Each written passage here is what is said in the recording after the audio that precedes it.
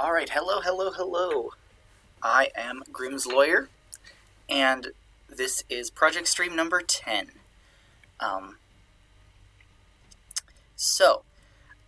We're doing something a little different than the last few project streams. We're returning to the first project that I was doing on the project stream from 9 sessions ago, which is way more than 9 weeks ago. But what we're doing today is we're returning to an adaptation of a translation of a section of the Silmarillion by J.R.R. Tolkien. But first, I have some updates. So, we should have regular Yesterlore next week. On Friday. There shouldn't be any problem with that, as far as I know. And hopefully we'll be finishing Sir Gawain and the Green Knight.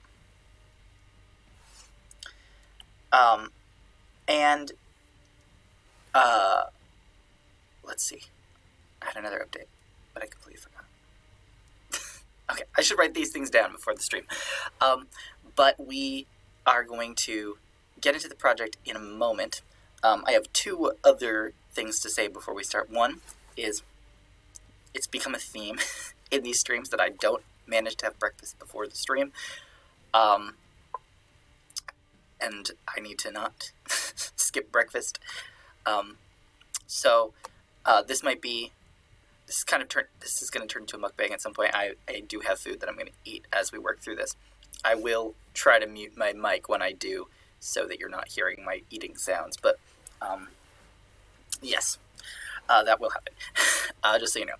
And the other thing is I have been asked to help someone pronounce something. So I'm going to do that first. So the first thing, and I guess I didn't make like a separate sheet for this. I'm just going to go to the bottom of this this document. So the words are this one and this one in Old English. And this one means lord in Old English. And this one means lady in Northumbrian Old English. I did talk about this while we were doing the Northumbrian rune poem. I did include this word in one of the alliterative verse adaptations of one of the Northumbrian rune poems. And in sort of West Saxon dialect, these would be pronounced differently. This would be fra,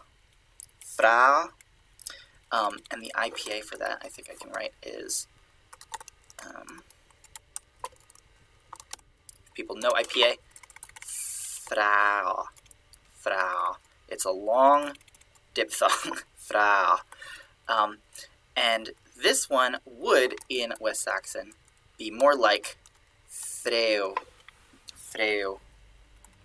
However, Northumbrian is a different situation, because Northumbrian actually has a merger of these 2 diphthongs. They still get spelled differently, although sometimes they get spelled interchangeably. We see that with the name Astra. In West Saxon, her name is Astra. It's the same vowel here, so Astra. But in Northumbrian, which is what we have the name recorded in actually, is it is spelled like this because at that point in time, the diphthongs had already merged, so they were being spelled interchangeably. So the difference between these is a gender one, but they end up being pronounced the same in Northumbrian. So they'd both be something that's more like, that's not what I want here. It'd be more like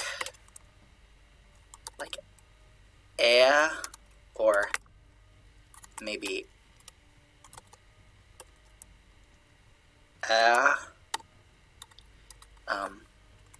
with like a schwa sound here, like so air or so these would both be like fra, and this name here would be like astra. It gets sort of like just schwa-ified, and then the distinction is lost. A lot of the time, so that happened pretty early on, And then a lot of the time they'd actually just kind of smoothen out to just a, which we saw a lot of in the Northumbrian rune poem. So, so if you're distinguishing them from each other, like in a non-Northumbrian dialect, this is how they be pronounced, fra and freu. But if you're trying to speak with a Northumbrian accent, an Old English Northumbrian accent, we think it might be something like fra. So yeah, and they both sound the same, but you might want to preserve the spelling difference for, differentiation between the gender meanings of lord and lady. All right, so that was the question someone had. And now we're going to get into what am I doing?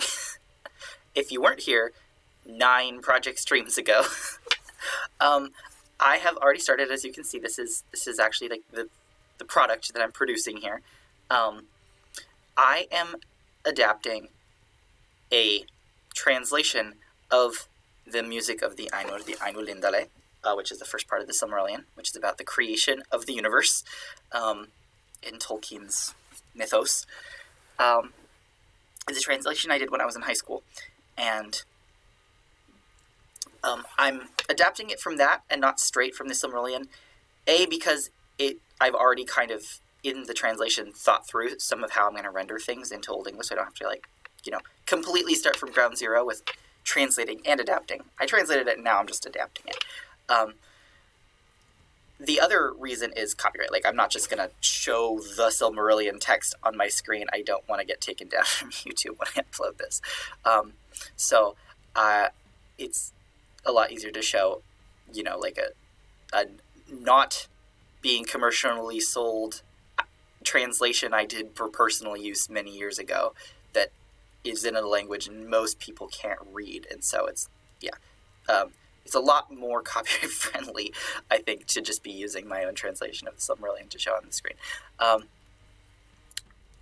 Definitely recommend actually checking out the Silmarillion if you're interested in the kind of things that we do on this channel. The Silmarillion's kind of tailor-made for history nerds. If you're not a history nerd, it might be boring. A lot of people find the Silmarillion really hard to read and really difficult and really boring. And I totally respect that. But for people who love, like, mythology and poetry and stuff, it's definitely something that I recommend. It's fun. Just got to get used to everyone having, like, 5 different names, all of which start with F. And everyone else also starts with F, and so you can't get them confused. It's like reading real historical documents that are confusing, but for fun, which is what we do here anyway. So, what is the music of the Ainur? If you weren't here 9 sessions ago, you might have seen at least part of, because it was split into 2, last week's project stream where I was doing a journaling video, very different kind of video, and I figured out my equipment a bit better, so the future journaling stream should be better, hopefully, and won't be split in 2. But I ranted/rambled for a very long time about sort of the history of the development of Tolkien's world, and I talked a little bit about what this was. It's sort of the creation of the universe via music. So there's a monotheistic god, Ilúvatar, also called Eru, which means the one. Ilúvatar means All-Father, which is a title that is often given to Odin in Norse mythology. And so I actually, and it's fun. It's a funny coincidence that Ilúvatar sounds kind of like Allfather in Old Norse, and Al-Father in Old English, which is how I rendered it here. And then for Eru, the one, I just said Se'an, the one. Now I did import that into my new poem. So what you'll notice is that it's in a prose style. It's in sort of like a historical, mythological plot summary style. I call it plot summary because it's not super zoomed in on people's dialogue and thoughts and stuff, although we do get some people's thoughts and we do get some dialogue. It's more sort of like just explaining, like a textbook style, what happened, or like an anthology of myths. That's sort of like how it reads in modern English. And it's prose.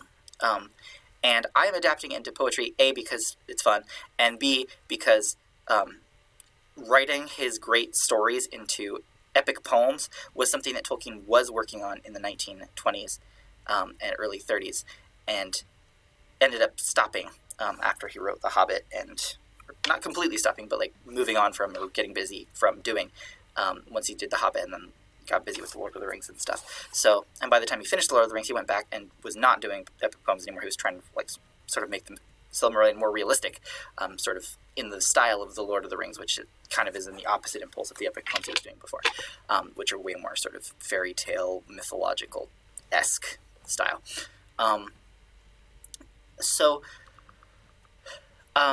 The interesting thing is this story, the ainulindalë, didn't change very much, even though he came back to it several times throughout his life at different points.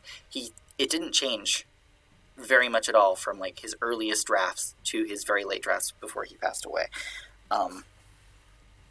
It stayed pretty constant. So I thought it would be cool to sort of cement it in an epic poem in Old English, because he was also writing big portions, in the 30s especially, he was writing big portions of his mythology in Old English, in some cases writing it in Old English and then translating it into modern English as if he found a manuscript and was translating it, because that was sort of the conceit of, that's sort of like the meta frame story of his mythology, is that he's translating from old documents he's uncovered. And the part that's highlighted is the part that I have thus far tried to adapt. It's actually very funny. Before I started the stream today, I was like, man, I was thinking back and I was like, man, I wish I had highlighted everything I'd worked up to, because I feel like I'm not going to remember sort of like where in the text we were, even from looking at my my adaptation so far, because I didn't have it open with me. And then I opened it up and realized I had highlighted it. So thank you, past Grimslayer, for doing that.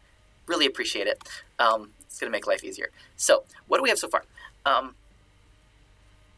So at the beginning, this monotheistic character, Ilúvatar, I just realized I was trying to explain that and then I got sidetracked with names. Whoa.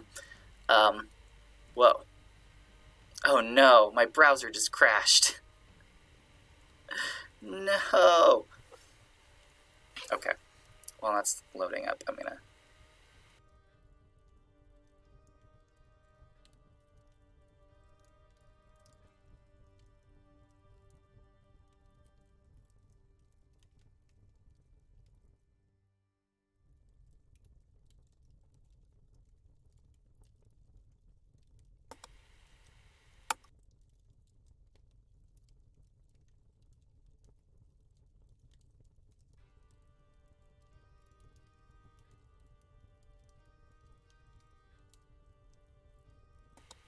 Okay, I'm not sure what happened, but my browser... Well, I know my browser crashed, but my camera's also being kind of laggy.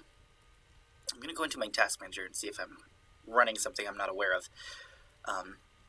I did my normal sort of sweep of closing programs in task manager before the stream, but I might have missed something.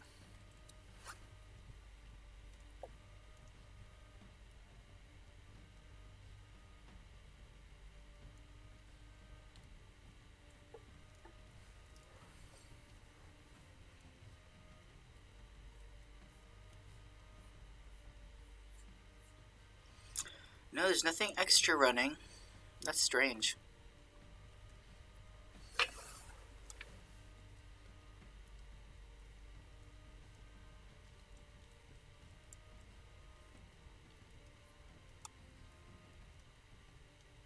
Yeah, and my pages are really not wanting to load. Like, my browser's open, and it remembered the tabs that I had open, but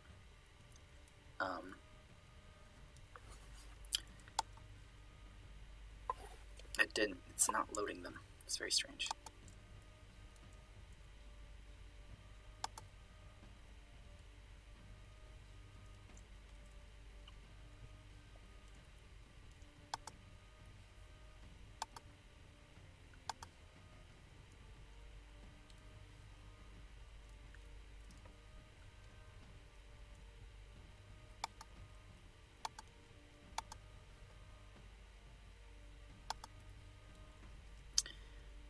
Okay, well, it's still loading. Thank you for bearing with me.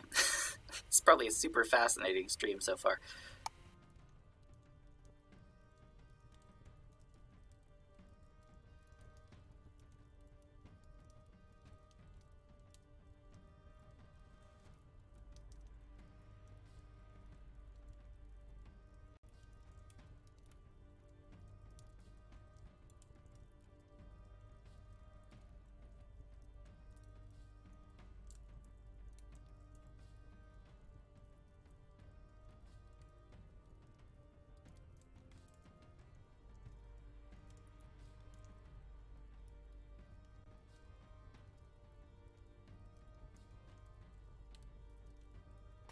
Okay, I decided to hard refresh them.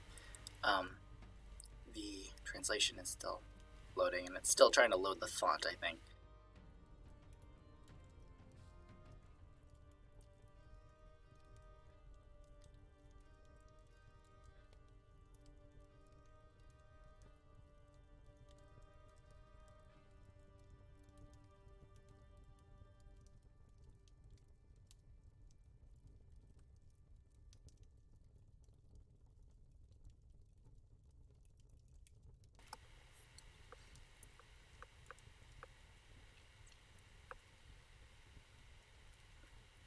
Yeah, I do not see a reason why my browser should be going so slow all of a sudden.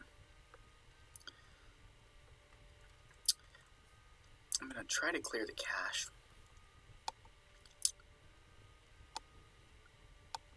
In another window, I would prefer, if it's going to let me open a new window. It's very strange, like my browser itself is like not cooperating when I right click it on my taskbar, so it's very odd.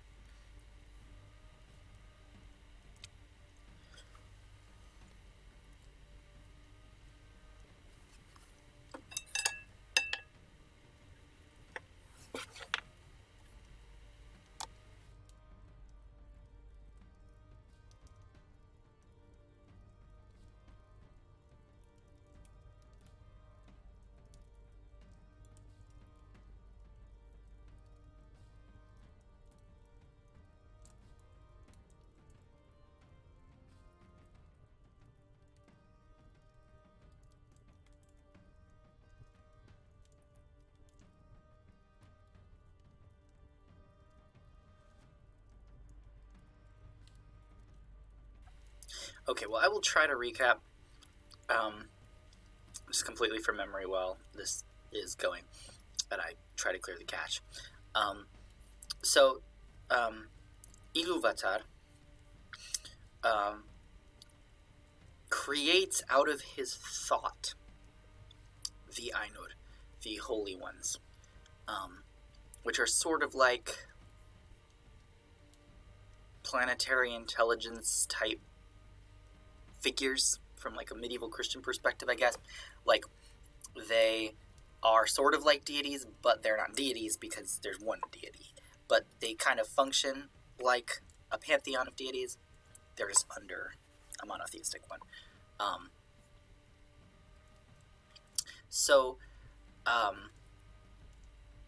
He creates them, and then he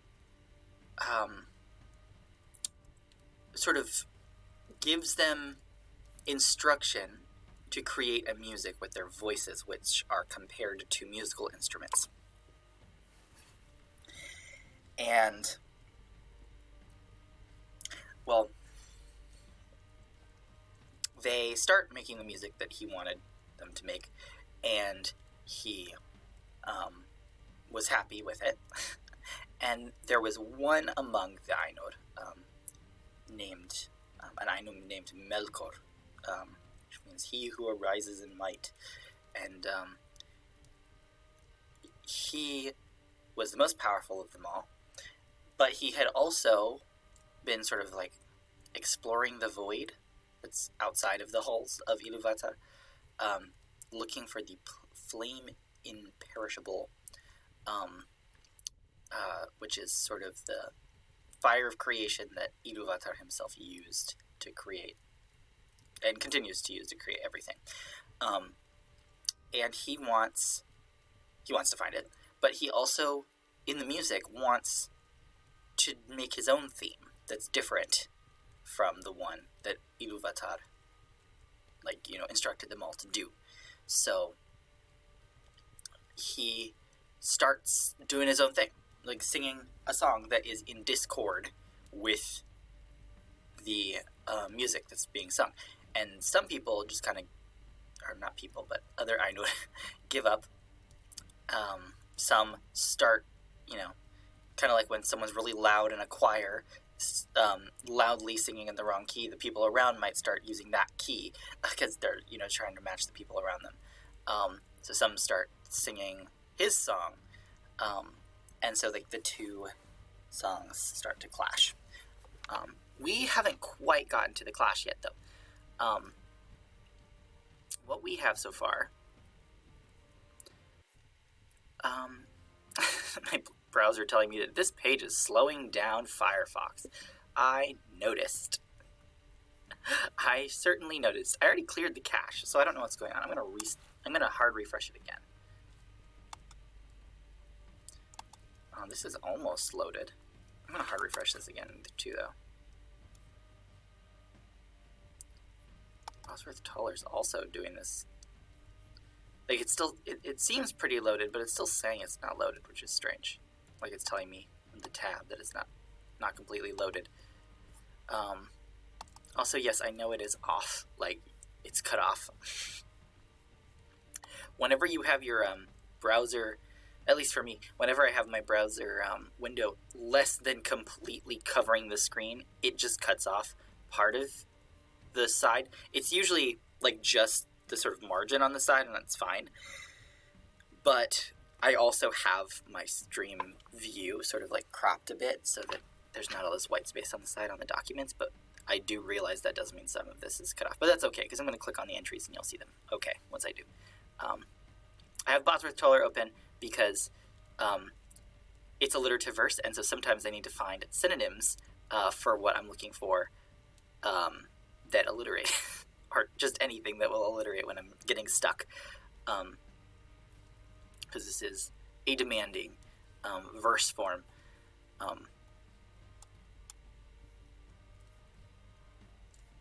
Yeah, so Bosworth Toller's done.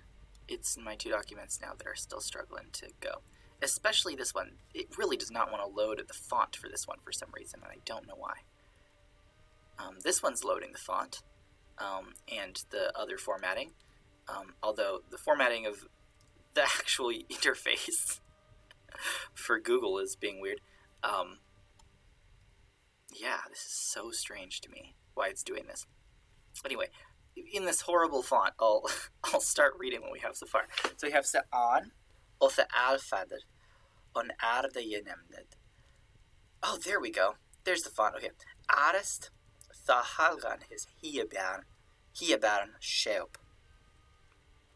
So the one, or Allfather, on the yenemned. And this is me calking and loaning and translating the word Arda. Arda is sort of like what you call the planet Earth, I guess. Like the planet Earth and its surrounding surrounding celestial bodies such as the sun and moon, because the sun and moon go around the Earth at the beginning of Tolkien's story, at least in his earlier versions that end up getting published in the Silmarillion. The sun and moon go around the Earth, which is not round at first. It's sort of more boat-shaped and flat on top. And so all of that, the Earth and the sun and moon and all that, they are collectively called the world, Arda, which means the realm, the enclosure, the space of living.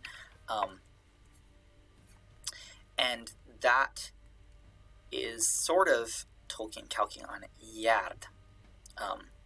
The way Yard is used in Old English, Yard means enclosure. It's where we get the word yard from.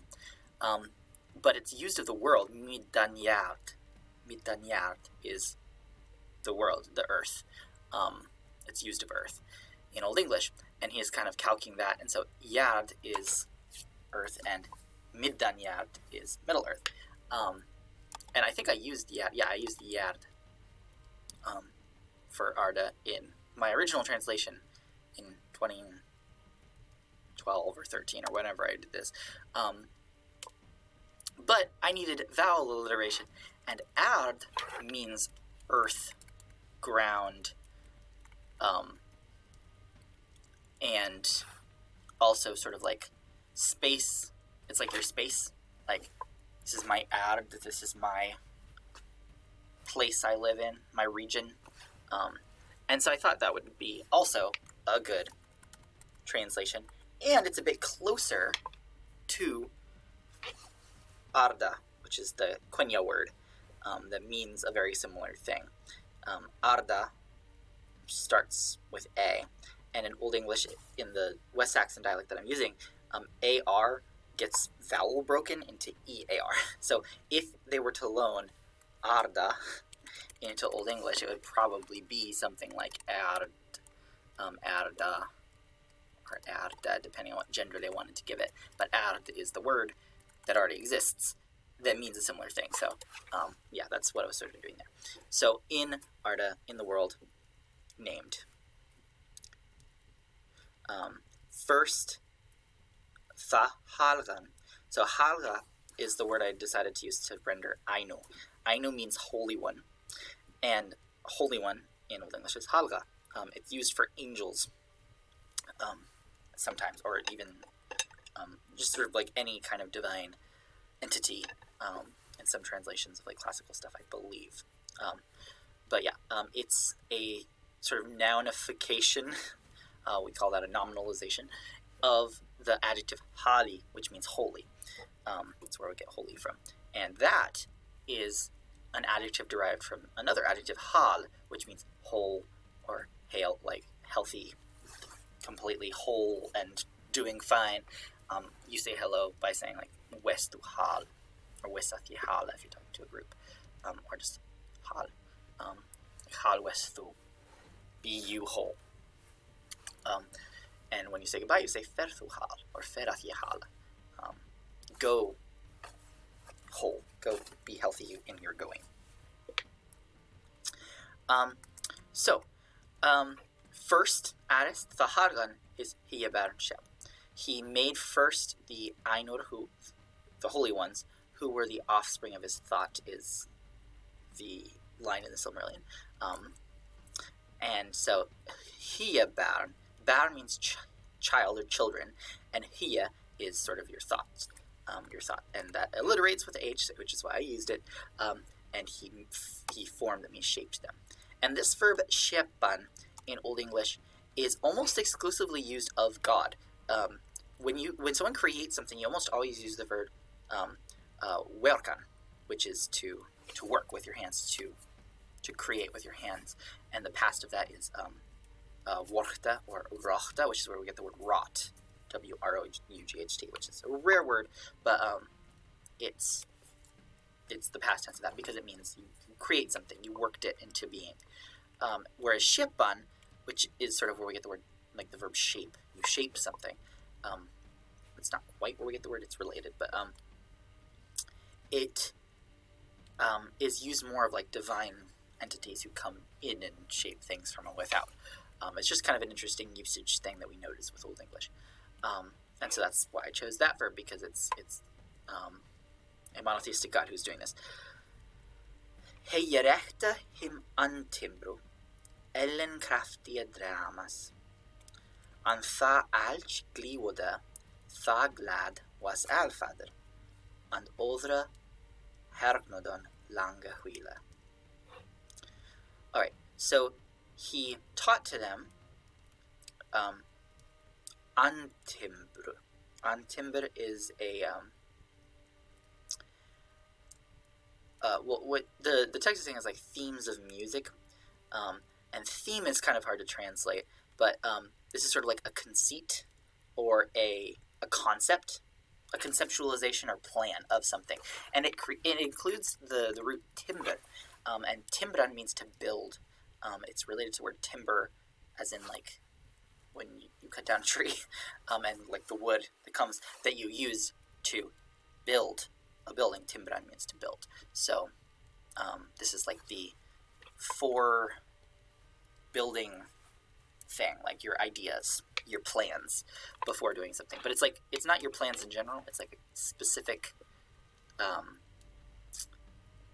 conceptualization you have that you're going to then follow through on, which is exactly what he's doing. He sort of proposes to them, teaches them Ellen kraftige dramas, antimbru Ellen kraftige dramas. Ellen crafty. Crafty is like, it sounds like crafty, and that's where we get the word crafty from. It's like done in a, do you know? Why do I keep saying Ellenkraft is like great work, like a great work, a great piece of art. Craft is sort of like the best translation you can have of art in Old English. So it's like a great artwork, and this is plural. It's great artwork, and the great artwork. This is sort of an adjective of music. Great artful music. Dréam is music. It is where we get the word dream from, but it means more like music and joy that comes from music. And sort of like, by extension, the reverie that music can put you in. Like when you're listening to a song, you can just kind of like see the images in your mind. And that's sort of how it becomes our word dream in modern English. It's like you're imagining things in your mind because you listen to the music. There are other words for music in Old English, but it's my favorite one in this context because of what is going to happen in the story. The music is going to be made real. They're going to see a vision, and then it's going to become a reality. And that's how magic works in Tolkien's universe, especially with these kind of beings. They sing, and the song becomes made real. So it's like a conceit of, beautifully greatly artful music, and as each made their music, as each made their music, then Alfadr was glad. Iluvatar was glad.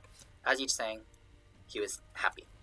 And the others listened. The others hearkened for a long while. Alright, and then we have Fordan Alch Aras of ainulindalë thas Alfadr orthankes. Ac heura anjet greo a deopra weox phanadramas liston. So, because each of them arose from one part, andal, one part of the orthanc, the original thought of Iluvatar. But their understanding grew ever deeper. It waxed, it grew, another way is from grew, when they listened to the music.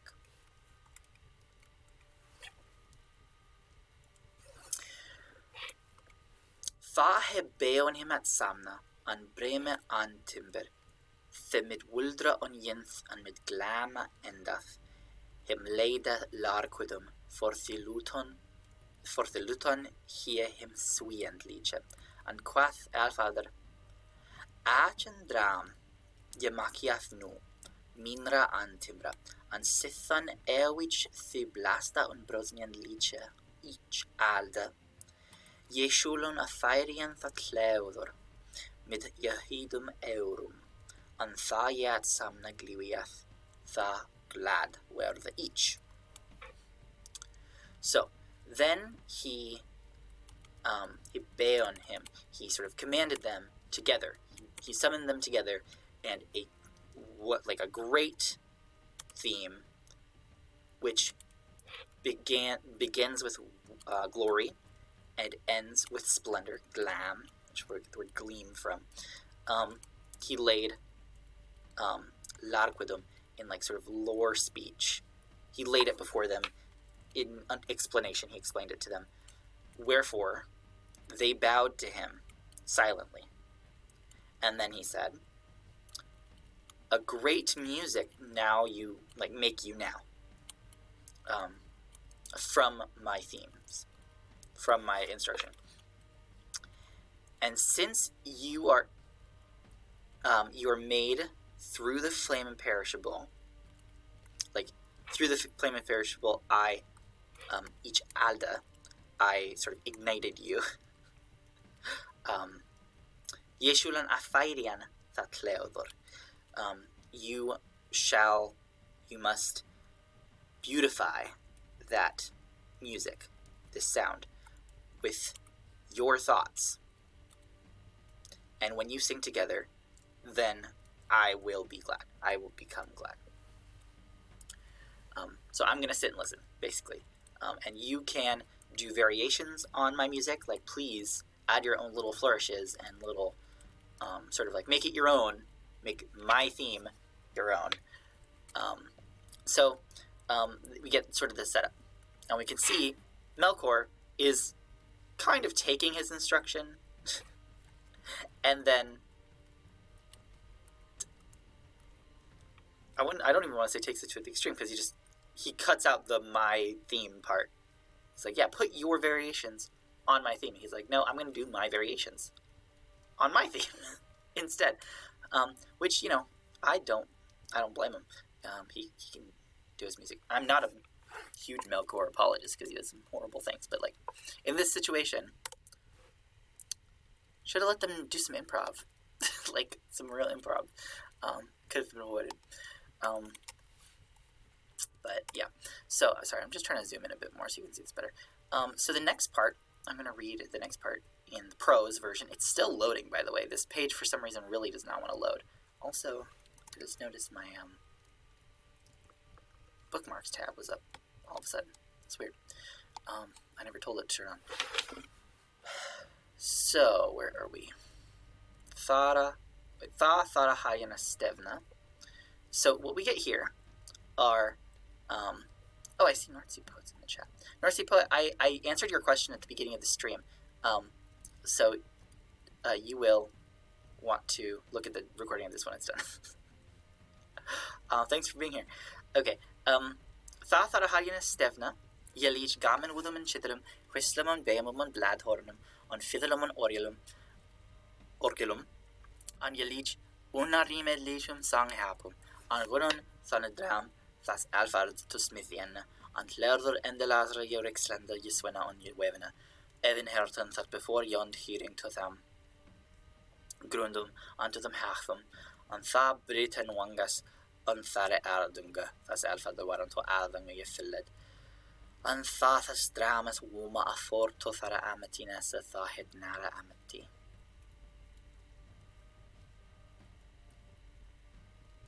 How did I know you were here?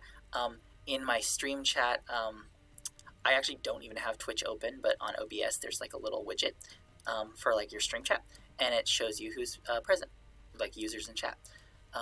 That's how I am. No, I just mentioned you because I know you had a question. One of the questions I had at the beginning was from you, and I answered it at the beginning of the stream. And I will put this recording up as soon as I can after the stream, and you can watch it and get your answer.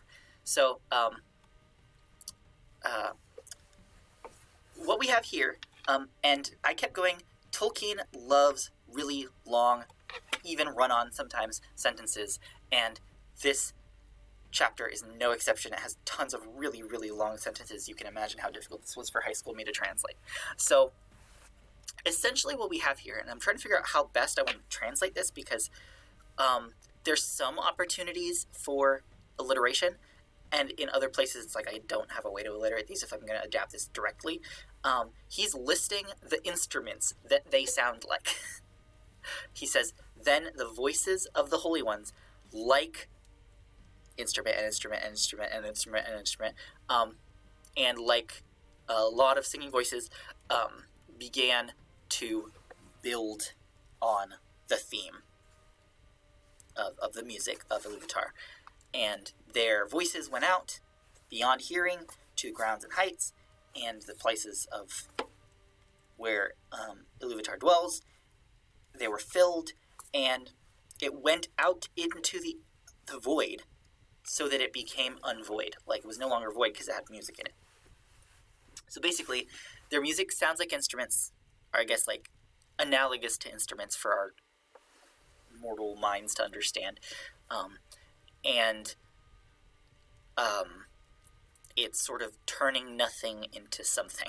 It's turning the void into a place where there's music in it, so now it's not void. Basically, they're killing it at this whole choir thing, angelic choir. So how are we going to adapt this? That's the question. Do I want to...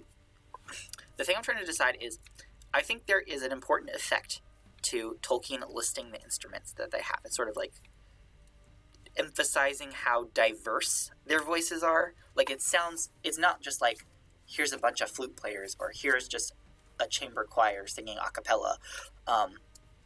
This is like an ensemble. Everyone has their own talents and gifts and ideas that they're bringing to the music, because he told them to do their own variations on his music.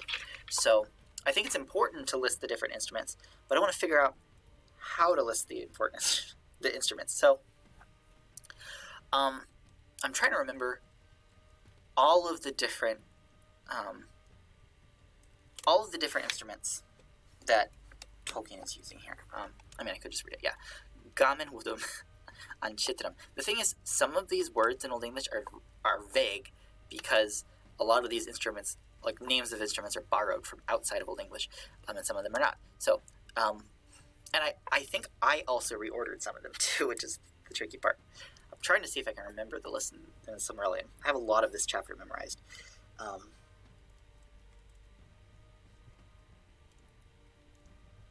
think it's like harps and flutes, which I definitely reordered here, because harp, I'm pretty sure, is kuterim here.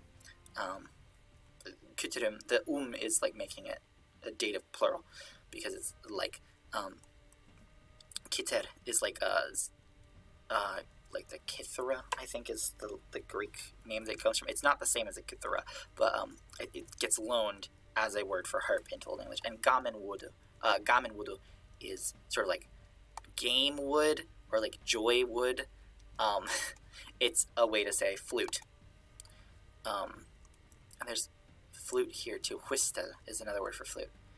And bamum. Bam being a word for like a large woodwind. And bladhorn. So this is like a trumpet. And fiddlum and oriolum. This is a viol.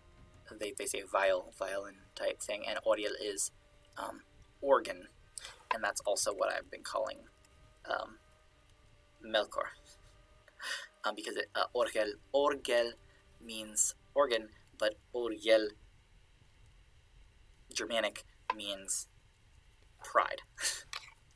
And that's sort of what he is. It's his pride that is causing him to not follow the theme here. So I'm trying to see if I can find... In some of these cases, I can definitely alliterate them, but in others, I might have to find other words for them that alliterate. So, like, I have gamen wudu and kiter, whistle and bam and bladhorn. So bam and bladhorn can definitely alliterate. Other F's. We've got one H, one C, one G, one vowel, and one F.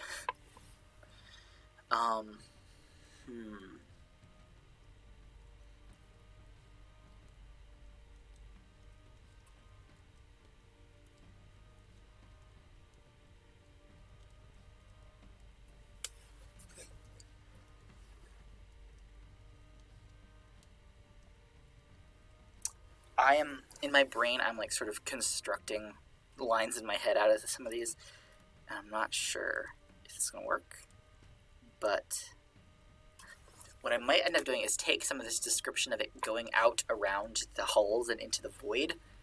I might sort of like splice that into my list of instruments to find some more places for alliteration. That might work out okay. I also want to see if I can find like there's some places where I'm like, do I want to render or spell some of these instruments this way? Because I might make different choices now than I did when I was in high school. For example, I want to look at kiter real quick. If we can find it. I think it's kitera with an E at the end. Yeah, it's kitera, harp. Yeah, it is from Greek, kitera, I was right. Kitera. Yeah. Saltera and kitera. It's in a psalm. Yeah, I guess I can. I guess I am going to use this one. There's also an entry with where it's spelled with an I. Like in Greek, it's an I. I think this is actually the main entry. That was like a side entry. I might spell it with an I because I think it's loaned. It's both. Because in Latin, sometimes you see it with a Y, and I think that's why it has Y in Old English. I think it might be pronounced kitera, not kitera. Yeah, I think I'm going to use kitera. And sometimes it's without the first E, so it's just kitre, which makes a lot of sense to me. Era might get parsed as the wrong thing in Old English. Like, era is a common masculine suffix. This is a feminine noun for an instrument, but era is like where we get our for like a job or something, like a work that's where that comes from. The feminine of that is estra. So I might just drop the so that might be kitra. So I wanna include kitra for harp. I'm just gonna write these instruments down and I'll list them. Gamen wudu is good for what I had. Although I'm wondering how redundant it is if I also use huistel. Gamen wudu. Yeah, come up. Yeah. Oh, they're translating it as harp. Oh, right, it does mean harp. That's right. I completely forgot. I totally forgot that one. Pleasure wood, yeah. Well, then maybe kitra is redundant. There was no other C, so maybe I'll just drop it. Use the Germanic name and not the Greek one. Okay, so we got gamen wudu. I don't know why I was remembering that as a flute. Because I know huistel is flute. I don't know why I remembered gamen wudu as flute. I guess because flutes would have been made out of wood at the time. I totally forgot that meant harp. Happens to everyone. Huistle, yeah. Pipe, flute, whistle. Huistle. I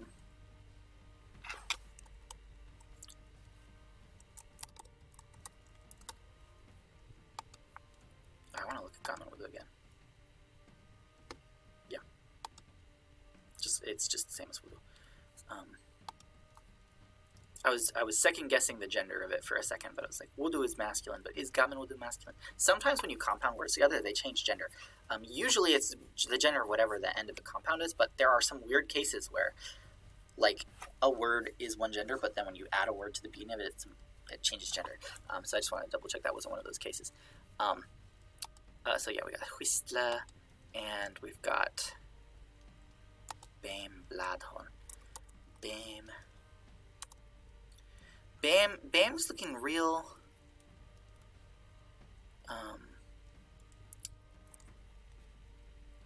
Northumbrian to me, spelling wise, but it could just be that it's loaned from something. Yeah, Bamum Blauen. This is in Saturn and Solomon Saturn.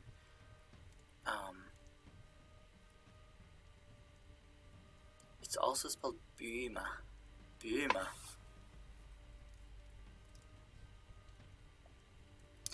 I don't know where this word comes from. Like, I don't know what the etymology of this word is.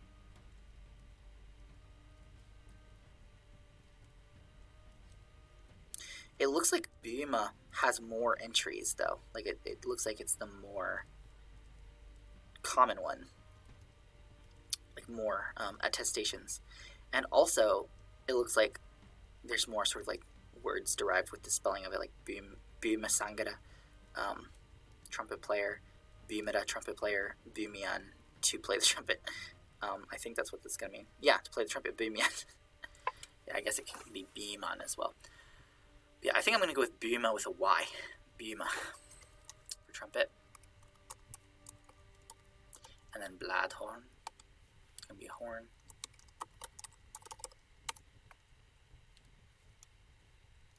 Blast horn, trumpet. Again, synonyms. But they're synonyms that alliterate, so I probably want to keep these synonyms, because we like the alliteration. That's what we want. Why did it change color and font? Whoa.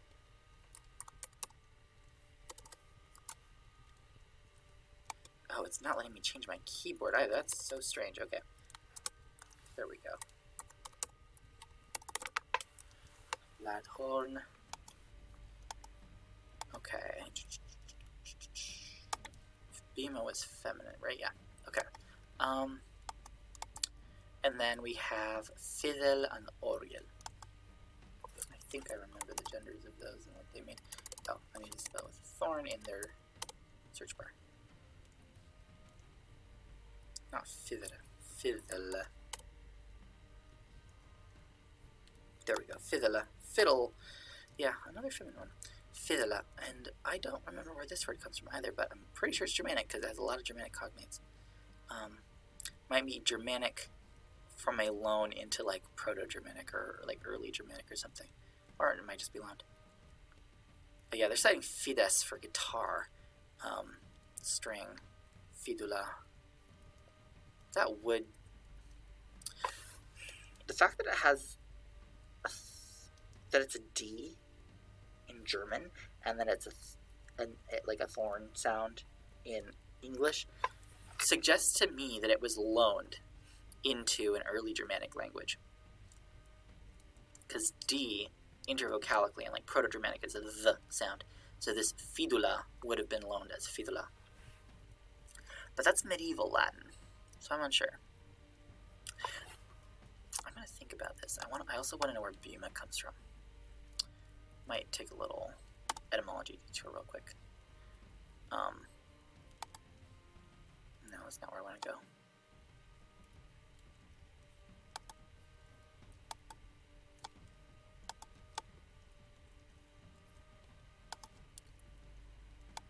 Okay, but if we have fidela, it would be nice to have another F.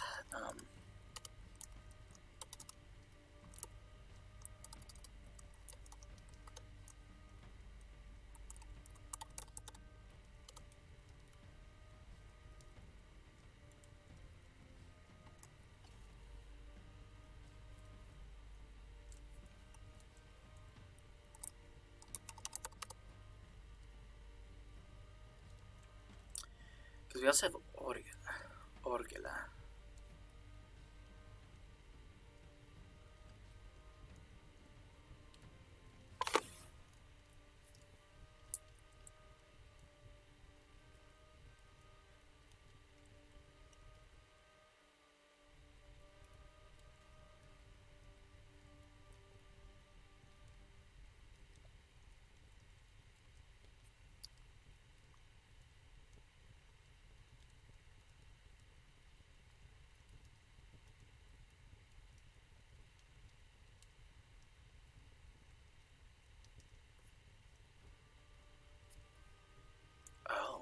Okay, I'm understanding what these notes are saying now.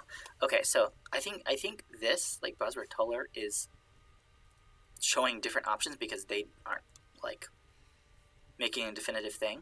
Because a lot of people debate this, but I am also a fool. If it's an ev in Proto-Germanic, it's still gonna be a D in Old English.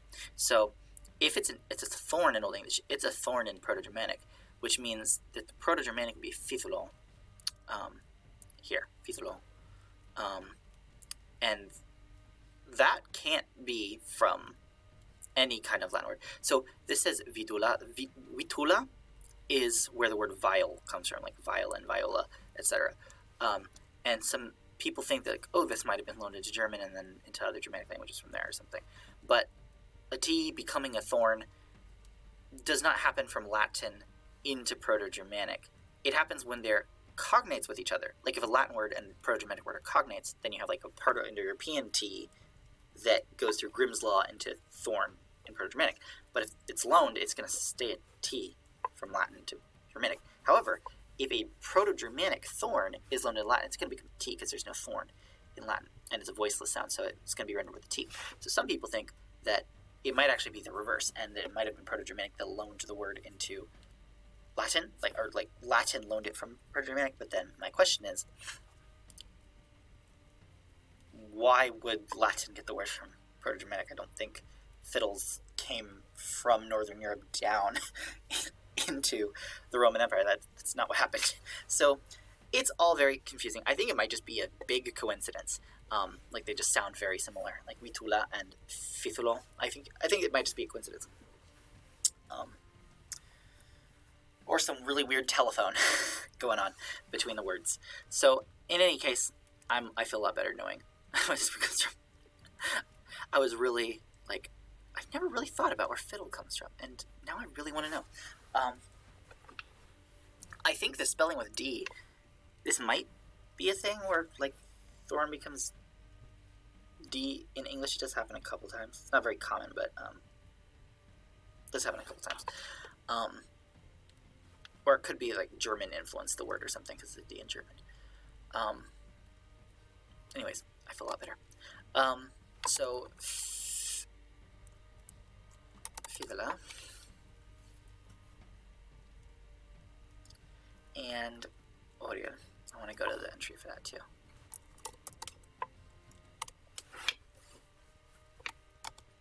No, orgel. Yeah, orgel is pride. Orgel is the instrument. I think I see organa as well, but yeah, organ. But orgel is like another one that shows up in Germanic languages. You see the Old High German here in German, orgel, and then yeah. Let's look at organa because I might change it to organa. I really like the pun though, and there's this word dréam, sound of a musical instrument. And I think this is influenced by orgel here, orgel drama, organo, and then we have orgel here. Pride.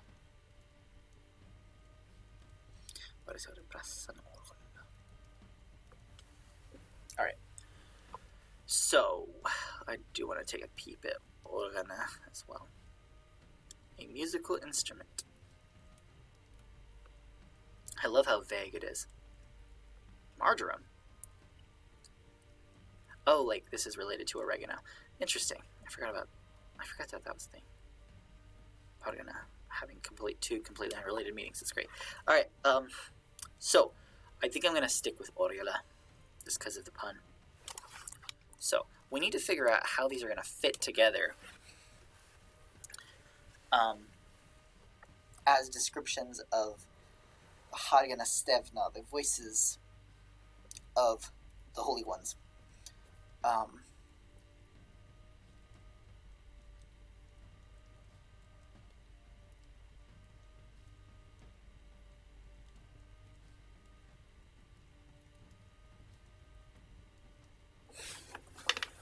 Actually, I want to look at another one of the words I used to describe Iluvatar's halls. I call them Brittenwangas. A spacious plain or field, i.e. the world, in the plural. So it is the world because the world doesn't really exist yet. It's still being created. So I kind of want to use it still. And my thought so far, in my brain, I've been sort of composing this so far in my head, and I was thinking, okay, so it's like then, and I might just keep what I did in the prose, but hálgena stevna,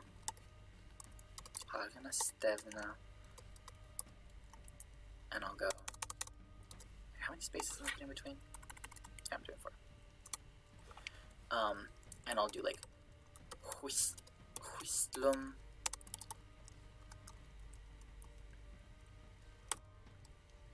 Yelicha, like unto flutes, bimum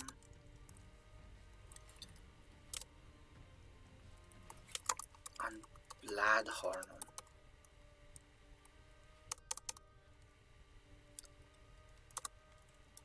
on Brittenwangas, and what do I want to say? Britain one guess, what do they do?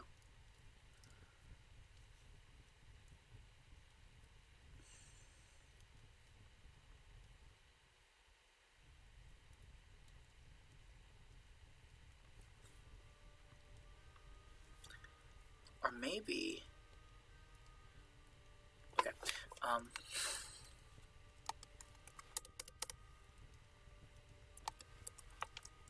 Britain one guess if Wolodan.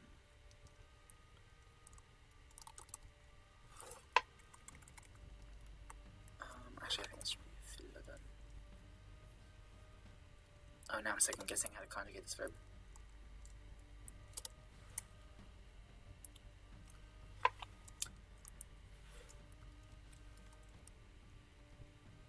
The verb is a Philan, right? Yeah.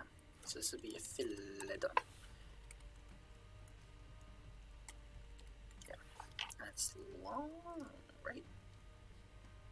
No, it's short. Okay. Okay. So we've got the horns, and we've got the whistle. We just have the fiddle, the violin, the harp, which we do still have this other where we could use if we need it, if we have a C, and the organs. So I have what I did. This is what I did. I'm sort of like I said, I'm sort of interweaving the instruments and the later description. So then the voices of the ainur, like unto whistles, like unto flutes, to horns, to trumpets, and to trumpets, filled the world, filled the great dwellings, the great field. I should probably say of Iluvatar's dwelling. And how did I say that in Norwegian? I said that Ardunga fas alfader. And those both have vowels, just like Oriela has vowels. So that's perfect.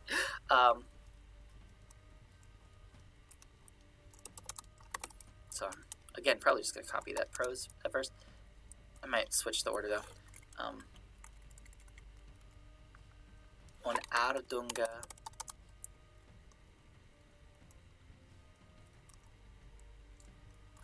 fas. Why am I putting an accent there? There's no accent there. Fas alfader. And normally, I feel like I don't need the article here. I'm putting the article here just because I like how it sounds. I could just say the hálgena, but I'm saying the holy ones because I don't want it to be like holy voices. It's voices of the holy ones. I mean, it still would be voices of the holy ones because it's genitive plural, but you know, it's just this could be parsed a different way. Whereas alfader, the problem with it is it doesn't really decline.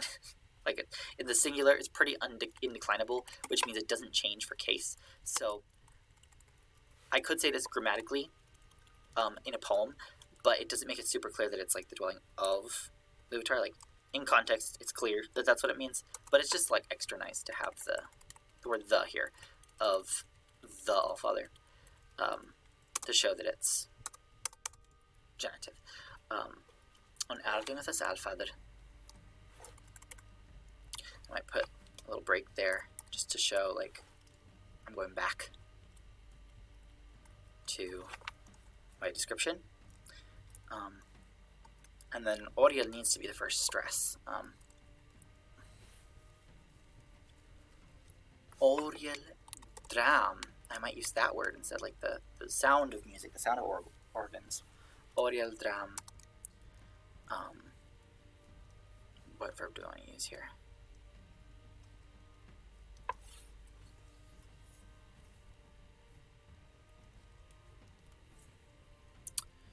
I'm trying to grab from the verbs that I use because those are verbs that Tolkien used just in modern English.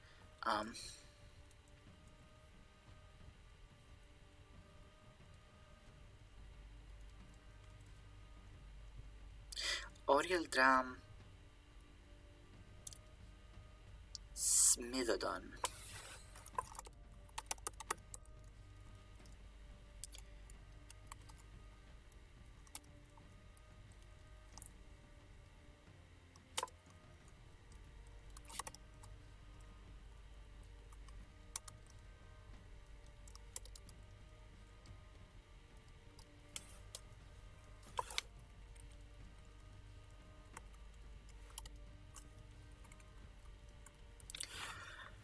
They smithed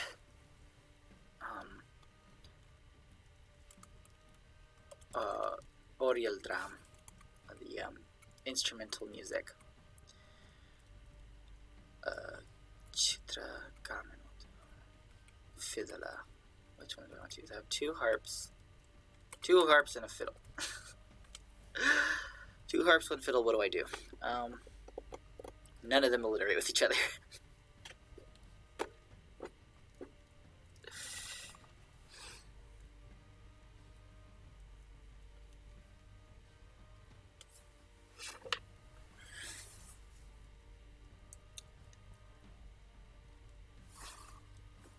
I'm gonna put the pronoun here.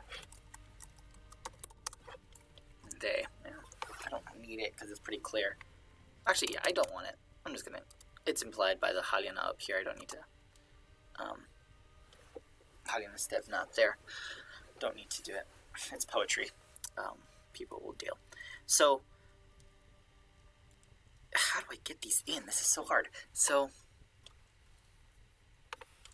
I have these instruments. Is there anything else I have that I can use here?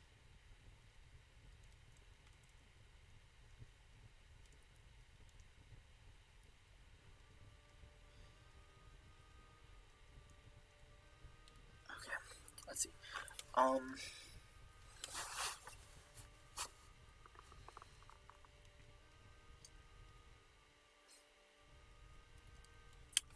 Okay, I want to use the word louder, and I want to use it,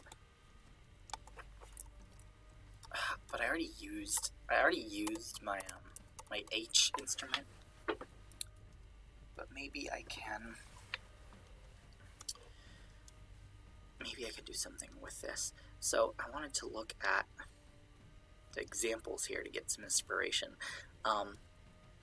So louder, you can see. So this is an adjective here, which is weird because it's a sound noise. But I mean, I guess you can use it adjectively, but it's a noun. I don't know why this is an adjective. The sound of a bell, instrument, voice of the trumpet. Forzare bellon louder, the ringing of the bell. Sound produced with the mouth of an animal, creature, voice, etc. Yeah, voice, song. There we go, song. Song is louder. Alright. Song, yeah, harp is another word for harp. That's just a harpa. It's just. Wait, why did I think of that? This is in Witzith. I wasn't using harpa because it didn't sound nice here when I wrote this in 2013. But it starts with an H. Why wouldn't I just think to use the word harp? Goodbye, Kitra. Goodbye, Gamenwood. We're using. Actually, I might still use this later in the line, but I'm gonna sort of roughly quote Witzith here. Harpan hlodor, by the voice of the harp.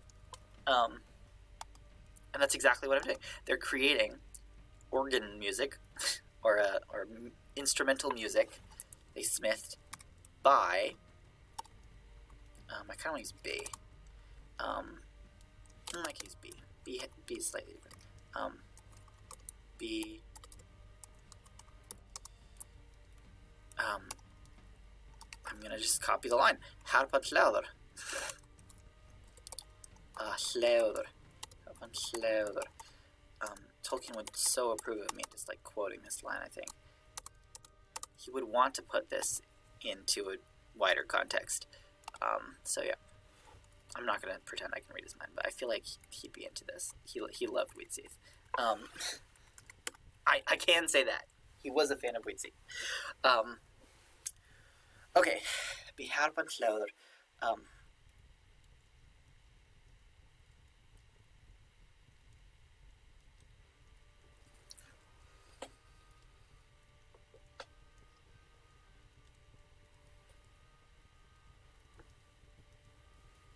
And what?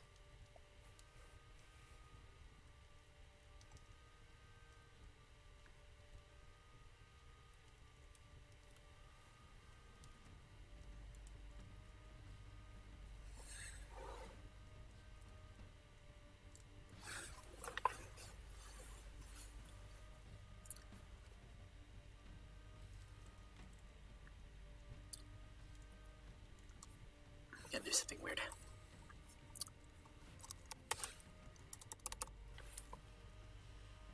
I'm gonna get real metaphorical here. Kind of might be taking it out of a, yeah, I think we're super leaving the Old English style of, like, kenning metaphor, and just going into like very modern types of metaphor. That's what my brain is doing. I mean, Tolkien's using a pretty modern metaphor too, I would say.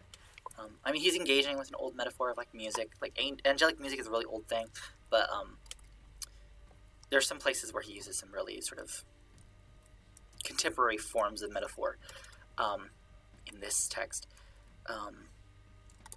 What I'm trying to do is decide how I want to phrase this. I might use this, but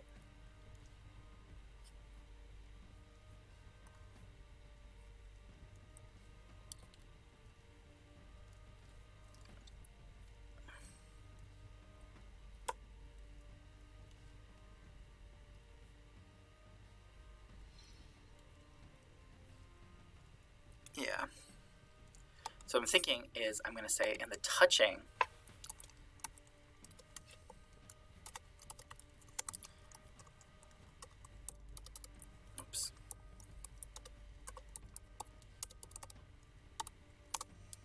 it should be hrining because of the type of verb it is.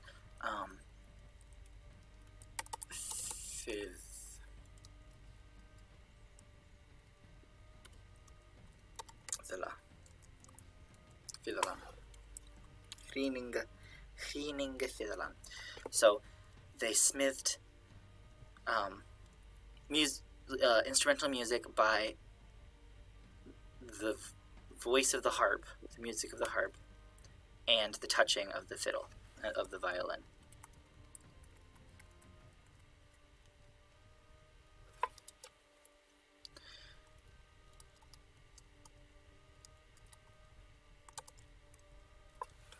And so we've got our H alliteration, harpan, hljóður, hrining. So we've got all of our instruments now, so now what? What I was saying is, like, they're not literally touching the violin. Their voice is like the violin, which is the comparison we're making. But here I'm not making it clear. Like, this is just like a straight up metaphor. I'm saying their touching of the fiddle is what's creating the music, which sounds very literal, but it's not literal. And this kind of thing is very different from a kenning. That's what I'm going to say. Like, in Old English, kennings are like very, very like roundabout metaphors. But this is like a straight up, I am replacing this thing with this other thing, and you're going to get it from context that this isn't literal. And it's not super clear. It's not literal is my tiny issue here. But I'm hoping it's going to be okay. It feels super not Old English to me to do this, but like, I really want to add a second line that's something like the touching of the fiddle in their voices or something like that, but I just used hljóður, which is one of the main words for voice. There are a few other words for voice, but that's the main one that I think it sounds good in poetry. So yeah, it's going to be okay. What do I want to say next? So I need to talk about how it goes out into the void and becomes unvoid.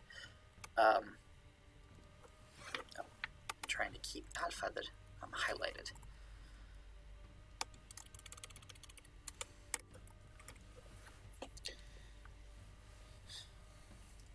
the reason I'm doing that, by the way, is I'm just kind of replicating what a lot of like ancient and medieval Bibles would do when you had like if you had like Jesus' name in the gospel, it might be written with red ink as opposed to the black ink that the rest is written in and stuff like that. I'm kind of doing that with I was gonna do that with the hálgena too, so I should do that. Just like any kind of, what I do this with just sort of like any kinds of angelic or divine beings. I do this a lot in my poetry with deities and stuff. So I'm just trying to be consistent with that. And it will also be helpful, the bolding, when Oriel, the character, comes up, and so we don't think it's Oriel, the instrument. Oriel. Yes, so the void, so that it was not void. So emptiness, so it was not emptiness. Das dréam is warmer, like outgoing noise of the music, went into the void, so it was not void.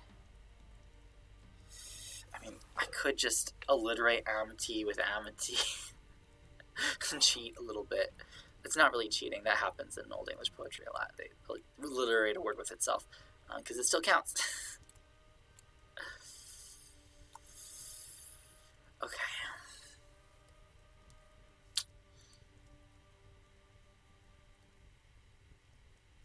So I can just say, kind of hit amity, nada.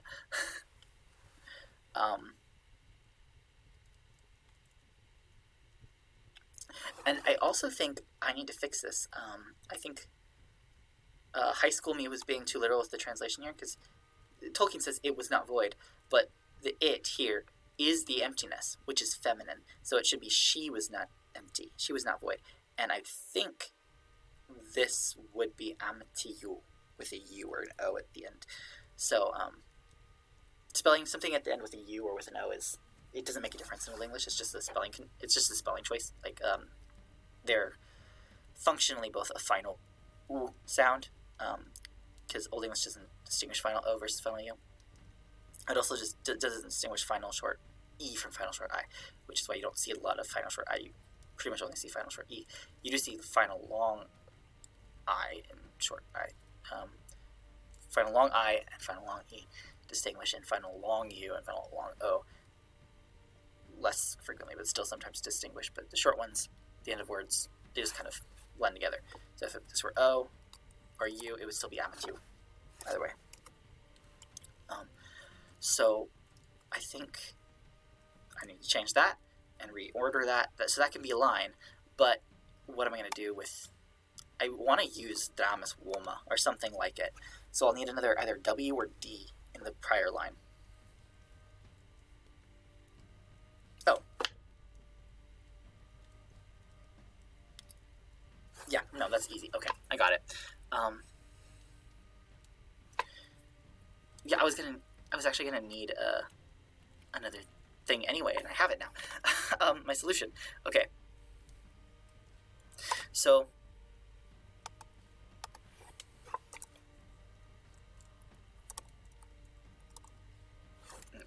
I'm gonna say, I don't even need the thus there. That was from the prose. I was getting into using those. Dráam warmer. Wieder for went forth, went about. Evne to þára, and here I am going to use an article because it's like a proper thing. I might even bold void.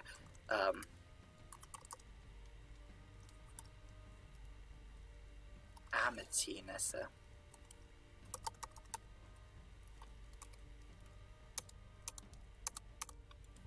So the evna is the first vowel, and that receives the stress, and then amity nessa, it gives the second one, amity. So because I have vowel alliteration in this line. I have a tha thing going here. I think that works well. Dráam is warmer. Þa dramaswoma vida afor. Evnito þára amatinessa. Tha amatiu.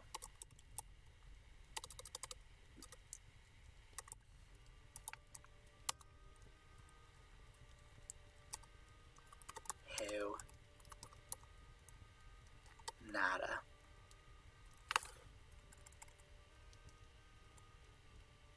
Perfect. Vida afor is really short, but it's gonna have to work. It's metrically valid. It looks very short compared to all these other lines that are really long. I think because of all of these articles I'm using. I'm not using that many articles. I think it's fine. Þa dramaswoma. So the music, the sound of the music, like the sort of blasting out of the music, went widely, even to the void. So when that happened, I have a tha going on there. I think I've explained this in a prior stream. Tha and then tha later is like when x then y. It's like tha x tha y. You have tha twice. But tha also means then as well, just by itself, like I have up here. Then the ainulindalë voices is what I have here. But here I have when the sound of the music went widely out, even to the void, then she was no longer void.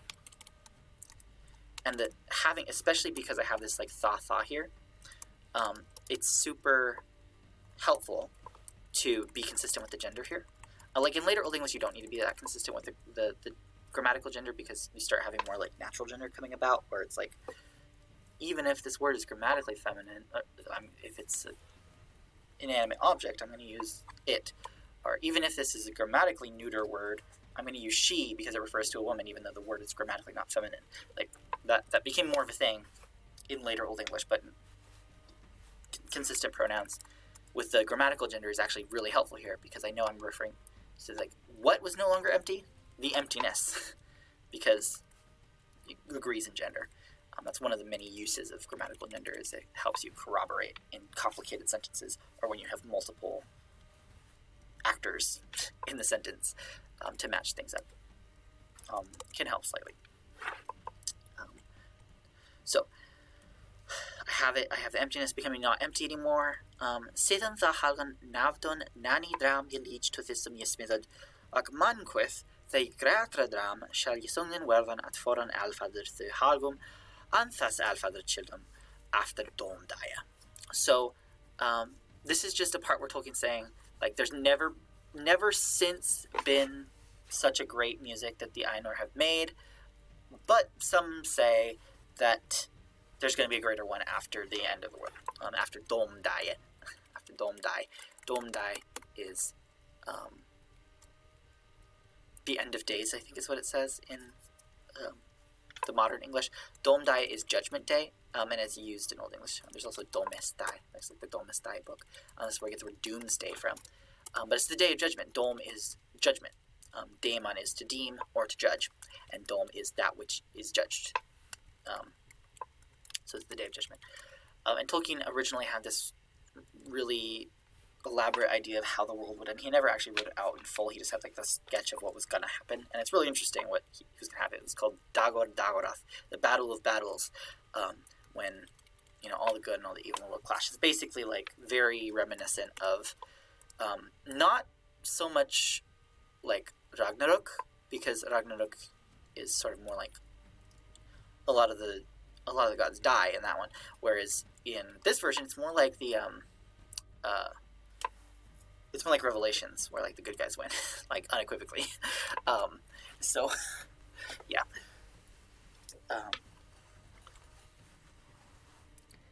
But he's slightly still like inspired by Ragnarok. Like he pairs some of the Ainur with some of the like villains. Like this person beats this person, and this person fights this person. Kind of like you have that in a little bit in Ragnarok. Like this god fights this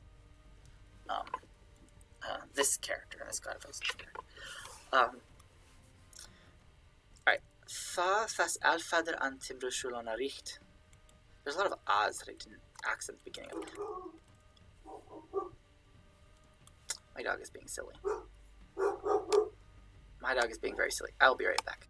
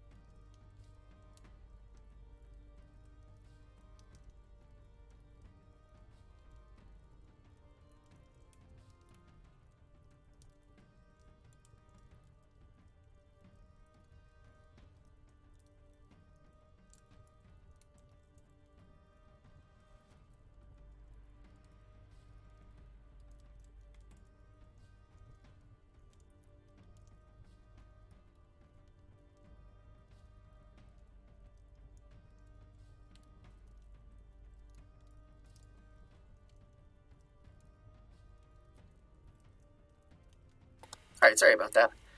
The stream is having all sorts of interruptions. I apologize. So, what's going on? Fathas alfaderan timbrushulanaricht, yedremed weardan, anon þára bergthwila hira hlöður quidis atwista niman, for alla thashulan folknawan his andjet on hira dala. And alsh þára óðra understandunga shalwitan, and alfader shalto hira thankum that dagul fyr even wasn't well equipped. I would not have worded it this way. I would not word it this way anymore. I'm not super happy with that. I mean, there's nothing like super wrong about this, but it does not sound very idiomatic to me. So what it's describing is that music that people say will happen after the end of days. It's like then the themes of Iluvatar will be played in the correct way. Like they'll be played aright, which is actually what it says here. That's what it says in modern English too. All will be. Everyone's going to know the full meaning of their part, and everything's going to be like that. In the future, in that part, in that version of the song, it'll all be perfect. None of this discord in the music nonsense that is about to happen. And I'm trying to debate, do I want to include this aside about the future music? Because it's something that Tolkien kept thinking about doing. He kept thinking about the End of Days story, but then he also kept getting rid of it, removing references to it. But he still have some references to it. And I think there's a way in which, at least in the Lord of the Rings continuity, it is canon, I think. I'm not sure if it's explicitly stated to be, but I think it's kind of implied by the way that Turambar is treated. I'm not going to get into why I think this, but I think there's enough hints that it might still be canon in Tolkien's brain when he's writing The Lord of the Rings. But I'm not sure, and I think that might be why the reference to it is kept in this version that we get in the Silmarillion, the published one from Christopher Tolkien. But I'm not sure if I want to include it in my poem.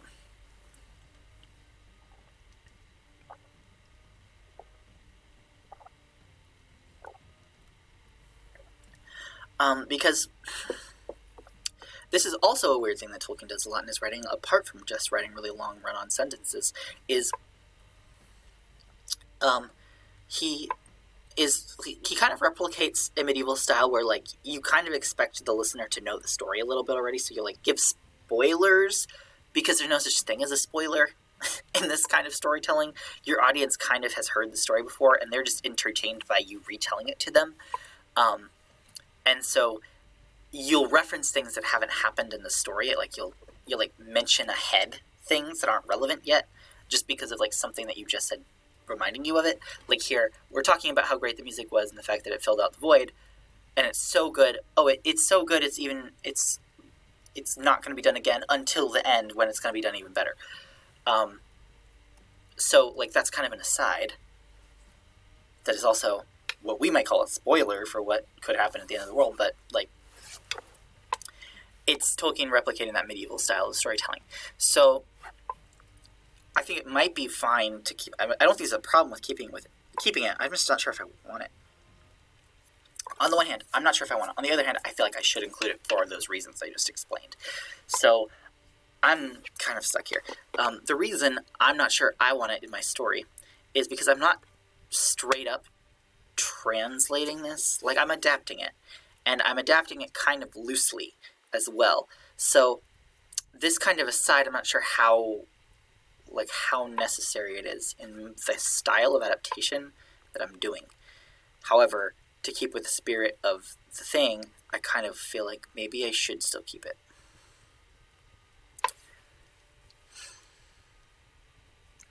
I'll try to see if I can get it to work easily, and if I can't, I'll table it for now. I can always add it back in later if I need to. Okay. I might do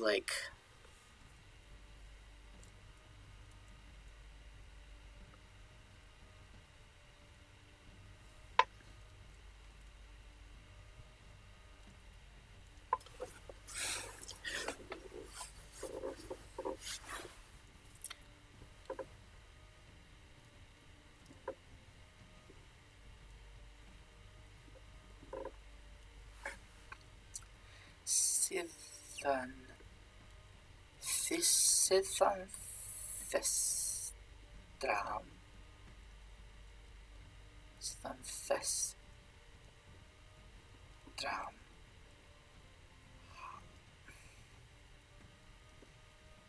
hálgena Thisithan hálgena dréam hálgena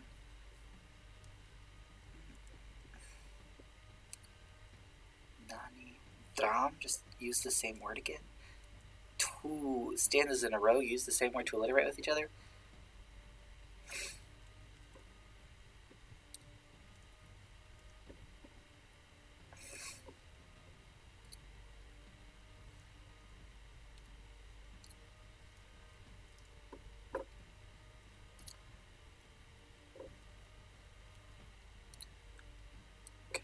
Dréam, gratra.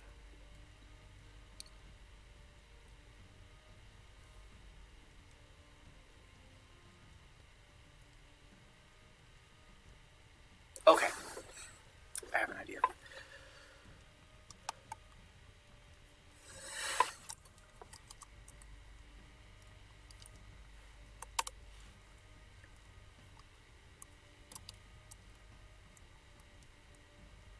Oh, we're lagging. We're lagging. No. Okay. I'm gonna say. Wait, why am I? I hate this lag so much. There we go. When it decides to. Okay, thank you.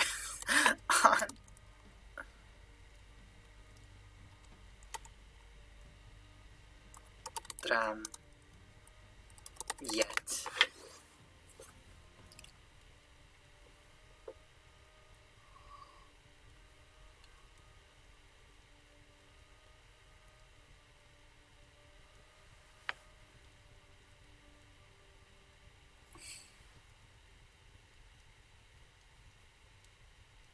Okay.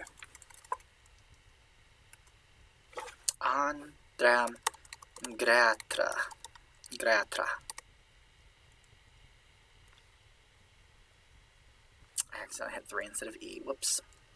And I get to see all of my mistakes after the fact because it's super laggy for some reason.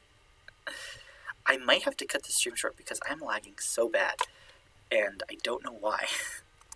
And it's making this kind of hellish to try to do. The plus side with a shorter stream is less time for it to upload, so it's good for anyone who wants to watch the upload.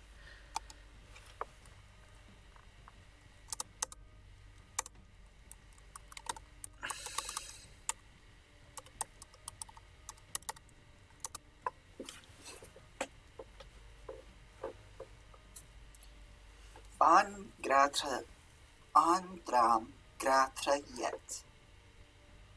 After domdaya. Oh, wait.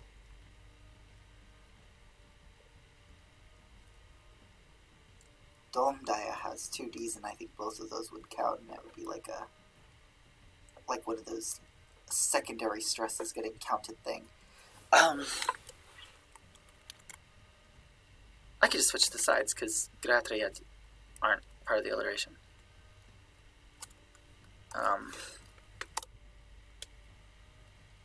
I think I just need to switch the order for the yet not to get parsed as a stress, because then it'll sound like it's alliterating with G. After domdaya. After domdaya is how that would get read. After domdaya dréam yet gratra dréam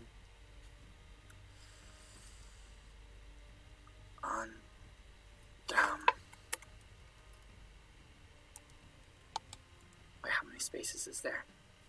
Here. How many spaces are there? Right. 1, 2, 3, 4.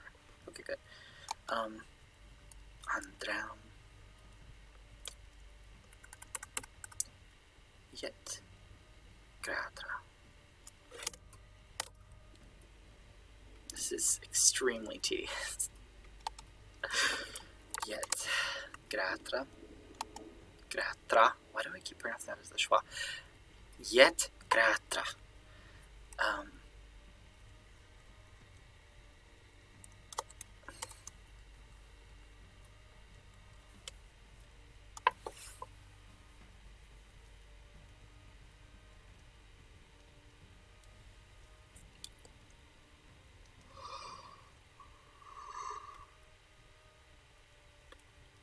Har jag sången världen and for what can I alliterate there?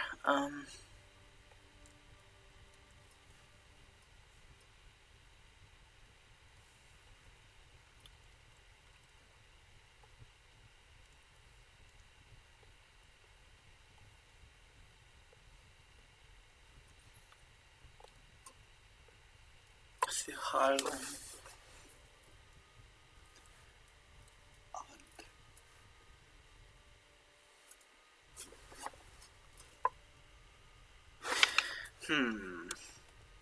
I'm stuck again.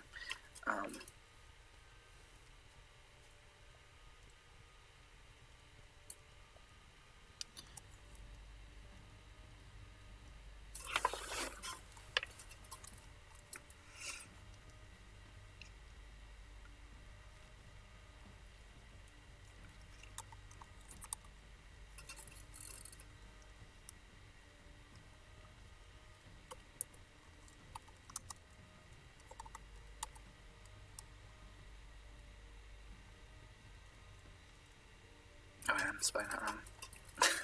You won't see me misspelling it for another few seconds because I typed it a minute ago. Yeah, I knew I accidentally hit I. The thing I misspelled is coming up though. I'm just getting to sit back and watch it type it for me because, yeah.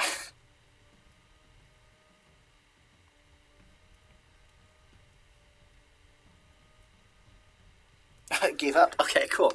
I'll fix this first actually.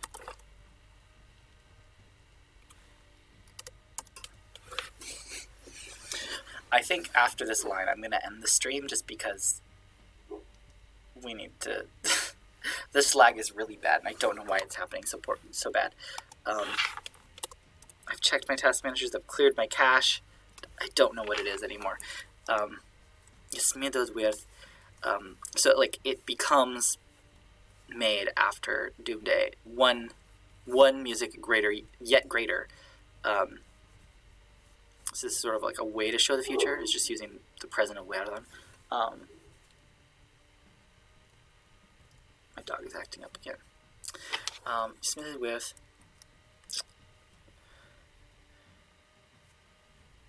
I need an S or W here. I think this will be a next time problem. I think I'm going to have to stop here because the lag is really bad, and I need to take care of my dog. Next week, I'm not sure if we're returning to this project because I have a different project I was thinking of doing, and I have some miscellaneous questions from people that I didn't prepare to answer today. I just had the one at the beginning, but I have some other questions from people I wanted to put into a stream. I think we'll be doing that next Saturday then. So next Saturday we'll be doing a different project, but then we'll come back to this the following Saturday.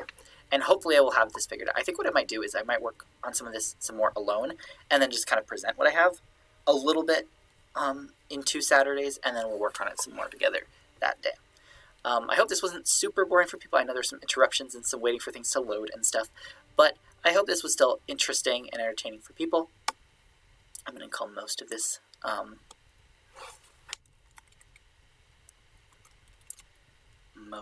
done. This was tricky. I'm just comparing this to what we got through the first time, and it was a lot less, but also it was really tricky to get all these different musical instruments in here.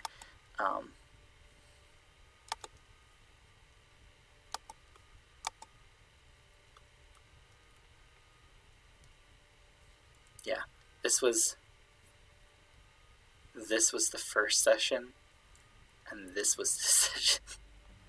There's all these musical instruments. I'm trying to get alliterating with this.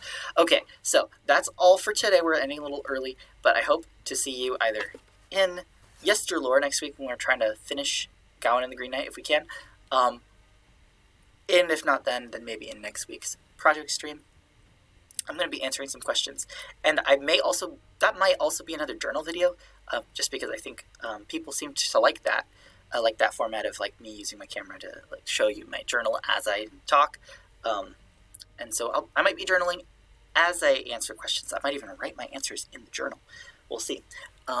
So if you have any questions you want to send my way, Old English stuff, medieval manuscript stuff. I'm not a paleographer, but I know some people who might be able to answer your question.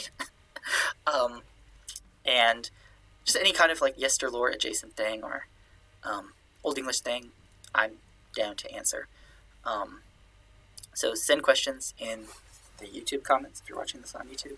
Like, subscribe, hang out, watch on Twitch if you can.